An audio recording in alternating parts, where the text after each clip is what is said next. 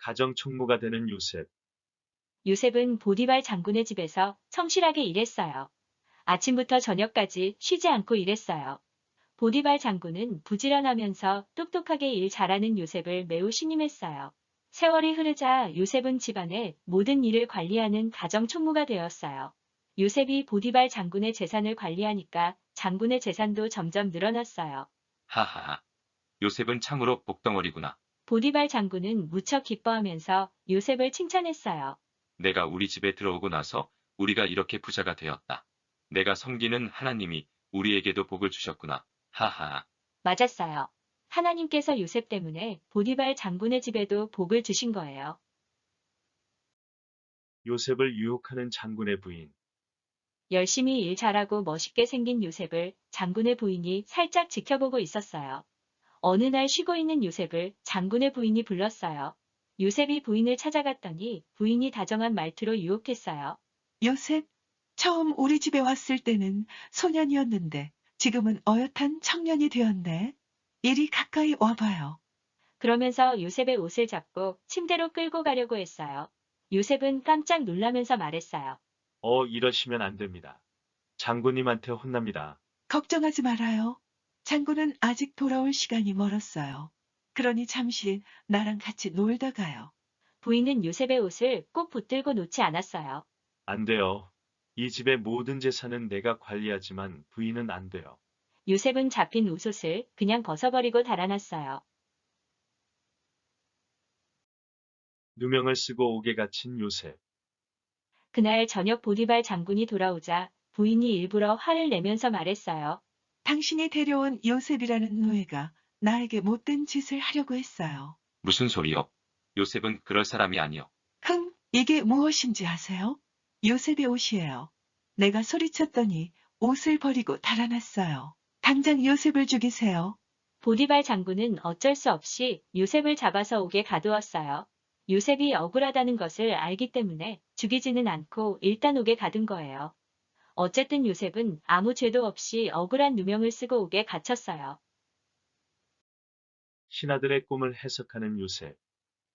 어느 날 요셉이 갇힌 옥으로 왕궁의 신하 두 명이 잡혀왔어요. 한 명은 바로왕의 술을 맡은 신하였고 한 명은 떡을 굽는 신하였어요. 누군가 바로왕의 음식에 독을 탔는데 누가 독을 탔는지 확실하지 않아서 일단 의심스러운 두 신하를 옥에 가둔 거예요.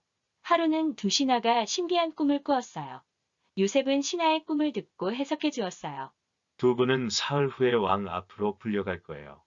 술을 맡았던 관리님은 누명을 벗고 옛날처럼 다시 왕의 신하가 될 거예요.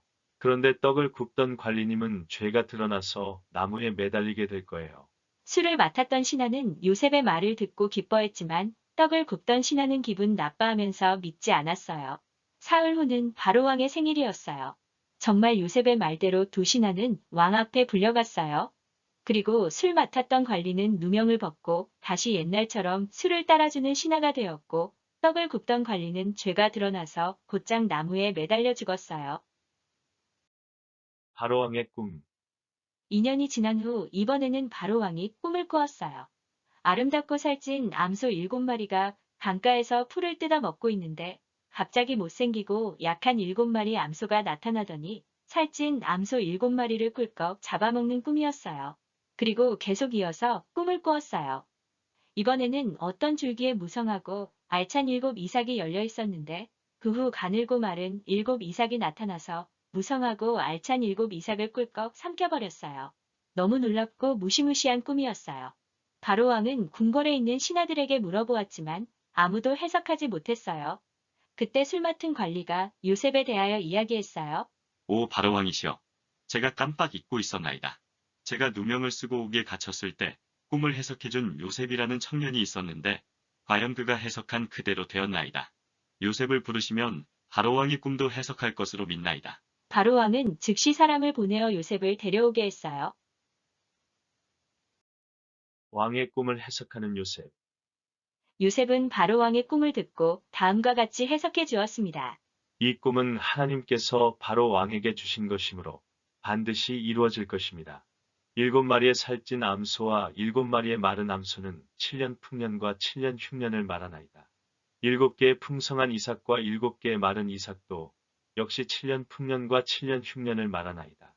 같은 내용의 꿈을 2번 연속해서 꾼 것은 그만큼 중요하기 때문이나이다.